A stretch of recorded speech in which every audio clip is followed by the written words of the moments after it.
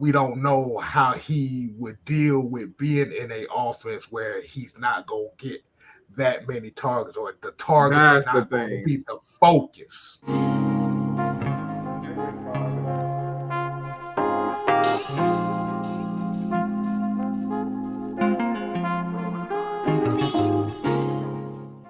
Oh my God. Look, I'm not, if I'm the Atlanta Falcons, I'm taking my time with Calvin Ridley. I'm taking my time with Calvin Ridley because now you have weapons outside of Calvin Ridley. Yeah, we're the ones with the control. Yeah, that's why I say I'm taking my time with it. I'm taking my time. At the start of it all, like he seemed to have all the control because we didn't know what the answer was going to be at wide receiver. Mm-hmm. But now they have it. Now so we know. I'm taking my time getting the right deal because even if he doesn't want, like even at this point in time, Calvin really just want to play for a team. He doesn't have any power whatsoever. So if I'm the Atlanta Falcons, I'm looking for a second or better, or multiple picks for that. If he doesn't buy into the scheme, look, his presence on the field is just enough. His presence is going to open up things for Drake London on third and fourth wide receivers. I'll take that. I'll take even Calvin Ridley on the third and fourth wide receiver. Because now you got Kyle Pitts, you got Calvin Ridley, now you got Drake London and OZ. If he continues to do what he's been doing all this season, you got a great wide receiver core right now. And an offensive line that can't be stopped. So look, K-Style, you got to get out your feelings when it comes down to this. Get out your feelings because he is a fit to be here as a decoy. Okay? That's what we're talking about, as a decoy. We ain't talking about Calvin Ridley, all this cha-cha sliding. You're not going to ask him to do that if you're Arthur. You know what he can't do. You're not going to call plays for him to go across the middle like that. You're going to call plays where he can do well. If we're trying to compensate for Calvin Ridley, that's a tell that the defense can take advantage of, even if it's just one player out of the rest of the 10. Like, that is all that's necessary. If we know that we're going to try to limit the playbook to only accommodate for Calvin Ridley's like limitations based off of what he chooses not to do or what he just can't do. Stop. What does this tell?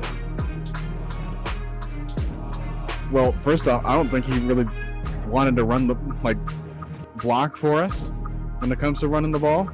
All right, and that's like the biggest component, making sure that he buys into that instead of like having to worry about getting his numbers and stuff so that he can try to get it on Snapchat again. But no, we're keeping it football. Let's keep it football. No, I'm gonna say, look, I'm about to say what? I'm about to say, if you're looking at, let me get this out quick. Because if you're looking at particularly the routes that they're running in this system, as great of a route runner as a Calvin Ridley is, you're going to be looking at what's his mindset as far as adapting to what the mindset of the rest of the team is. Now, we've seen Calvin. I'm about to say what his limitations were. So, all right. Okay, listen. Okay. Because what I'm getting to is because it's not that he can't go and hasn't been going over the middle. He goes over the middle, but he do the funky chicken, the moonwalk going backwards. That's not necessarily saying that he can't do it because he's been doing it. But that goes into the mindset of where they want their players to be, though. This is what I'm going at. I get that.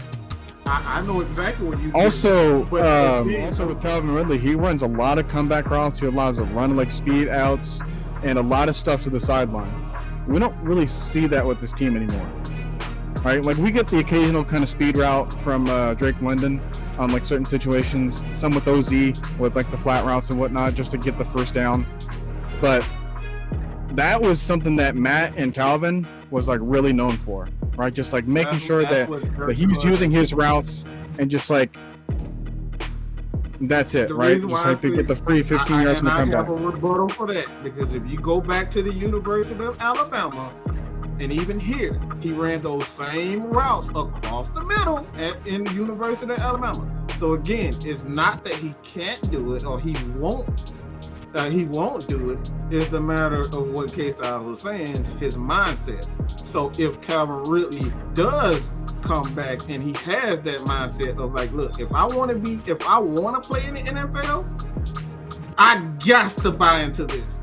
And this doesn't just sit for the Falcons. This is all of the NFL. Because if he does it, now you got a complete wide receiver to go along with Pitts, London. But it becomes a money issue. And like I said, all of that, and I'm just talking about for 1 year. And I'm not talking about keeping them for 5 years and throwing them a big mega contract, because we don't have the money for that anyway. But I'm saying for that 1 year, you got Drake, you got Pitts, and you have Calvin Ridley. If he buys into that, this team is that more dangerous. So this particular season, it makes that Falcons team, 23 Falcons team, that much more dangerous. Yeah, and then you also have to look at the fact that if you're bringing him here, this is a particular offense where they're not chucking the ball 30, 40 times a game neither. So if he's going to be willing to accept that limitation of, I may not get, because we have to remember, before in the 5 games Calvin Ridley had, he got targeted 57 times. Yeah, he wasn't bound to do that. We saw him on the sidelines. He was pouting like a little bitch. So yeah, like I said, my scenario is basically what if, not like, all right, if he buys into the system. If he buys into the system. Now if he buys into the system, yeah, but if we're looking at how he plays compared to what the receivers they have now, his style does not replicate what this offense does.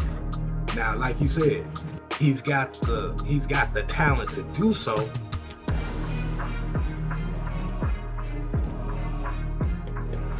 Right here is the biggest difference. So